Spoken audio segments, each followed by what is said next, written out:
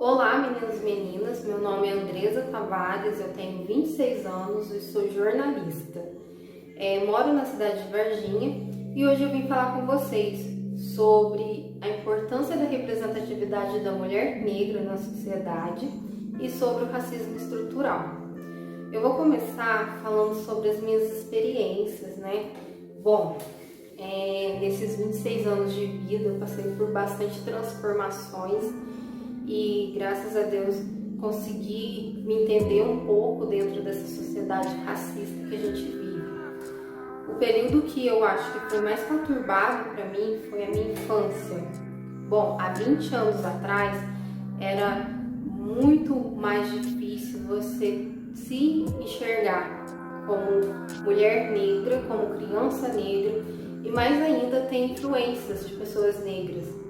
Então foi bem complicado para mim, porque essa questão do racismo era pouco falada, eu não entendi o que era o racismo e principalmente o que era o racismo estrutural. Então eu sofria bastante ofensas de crianças da escola, de adultos, e isso me deixava bem chateada, bem complexada e me fazia bastante mal. Tanto é que eu comecei os processos de alisamento aos 9 anos de idade. Comecei aos processos térmicos, químicos, e isso também me prejudicou bastante minha saúde.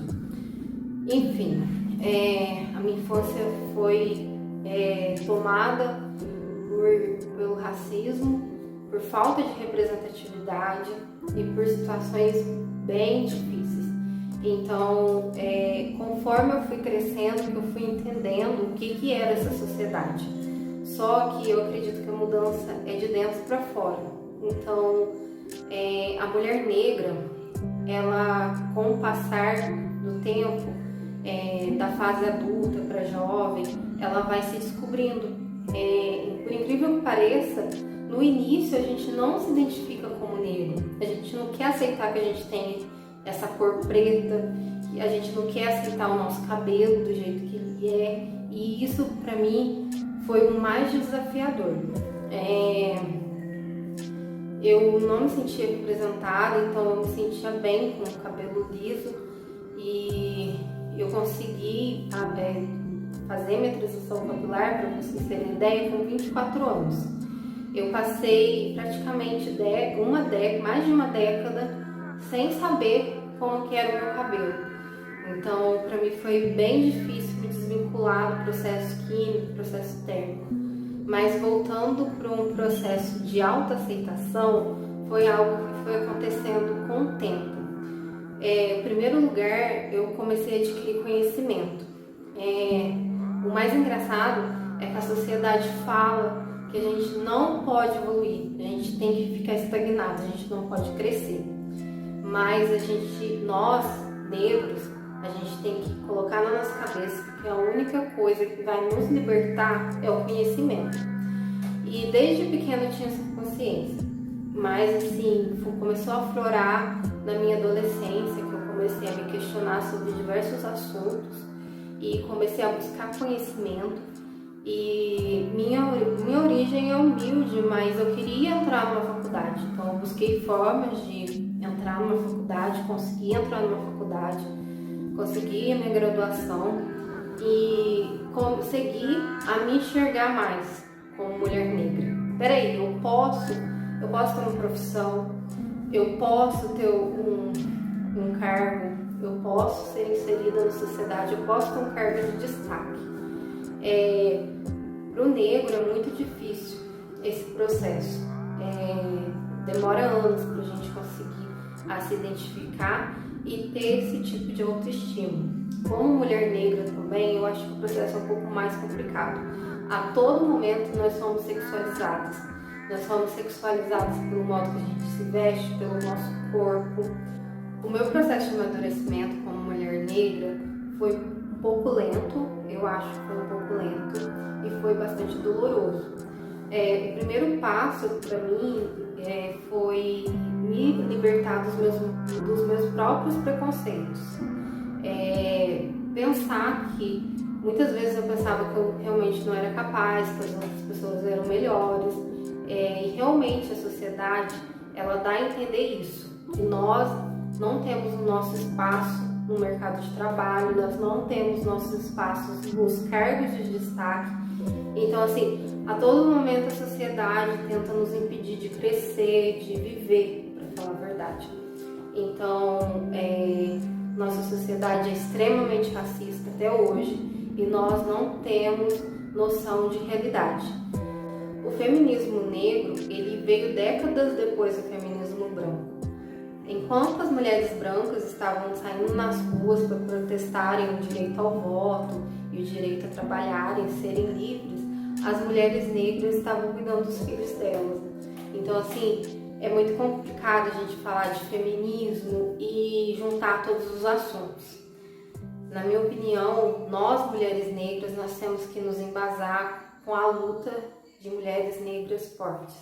Nélia Gonzalez, Carolina Maria de Jesus, Ruth, que foi uma grande atriz brasileira. Nós temos que pesquisar quem foram essas personalidades. Quando a gente fala do racismo estrutural, nós temos que voltar no fim da escravidão. O que aconteceu com os negros que foram libertos? Qual foi a medida que o governo tomou para a ressocialização desses negros? Enfim, o governo não tomou nenhuma medida, não fizeram nada, eles simplesmente ignoraram o fato de que aconteceu a escravidão.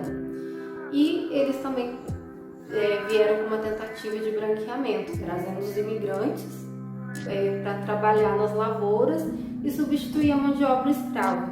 Então é muito importante a gente ter essa noção. Nosso governo excluiu os negros e trouxe a mão de obra branca paga para substituir a mão de obra escrava. Então a gente tem que ter essa consciência. E nisso eles tentaram de todas as formas apagar o que foi a escravidão, o que foi toda essa tortura, toda essa depreciação. E a única finalidade dos negros, o único lugar que eles puderam se abrigar foram nas comunidades, eles foram formando as comunidades ou foram ficando marginalizados pelas ruas. Então, assim, foi um processo bem complicado de amnésia social. Então, falar sobre racismo estrutural é entender que não houve nenhuma preparação.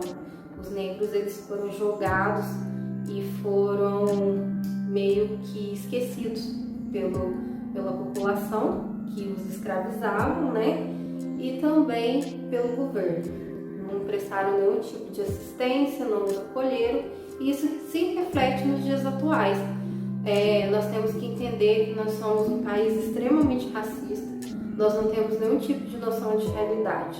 A mulher negra, ela tem que ser forte, mas não a todo momento. Ela tem que buscar o que a motiva e correr atrás dos sonhos. É muito importante a gente ter sonhos e correr atrás. Então, uma dica que eu dou, um conselho meninas, busquem seus sonhos, busquem se realizar profissionalmente, busquem ter suas rendas, busquem conhecimento. Essa é a melhor forma de combater a estrutura da nossa sociedade. É muito importante para mim, como mulher negra, levar esse tipo de conhecimento, porque falar sobre a representatividade, falar sobre a aceitação, sobre o amor próprio, sobre a identidade. Quando eu me formei, para mim foi um momento de satisfação pessoal, foi um momento muito emocionante para mim, porque muitas pessoas não acreditaram que eu conseguiria chegar à graduação, só que eu não fiz isso por elas, eu fiz isso por mim e para mim realmente foi sensacional. Então eu acredito que todos os jovens devem sonhar em ter suas profissões e alcançar seus sonhos, independente do que seja.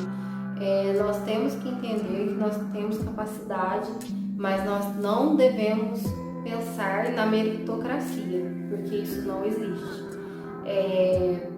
Os degraus são diferentes, então muito cuidado, não existe meritocracia. homofobia, existe várias tentativas e eu acredito que nós temos que ter esse tipo de consciência para nos tornarmos melhores e não cairmos em armadilhas de pensar que todo mundo é igual e que todo mundo tem os mesmos direitos.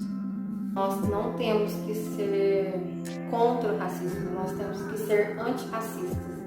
Nós temos que movimentar outros grupos, porque isso é crime, isso é maldade, isso é intolerância, isso é ódio. Então, eu acredito que as próximas gerações vão ter mais forças e vão gritar com muito mais voz. Então, eu gostaria de agradecer o espaço que vocês estão me dando para falar um pouco sobre mim, sobre a sociedade, meu ponto de vista. Muito obrigada e um abraço.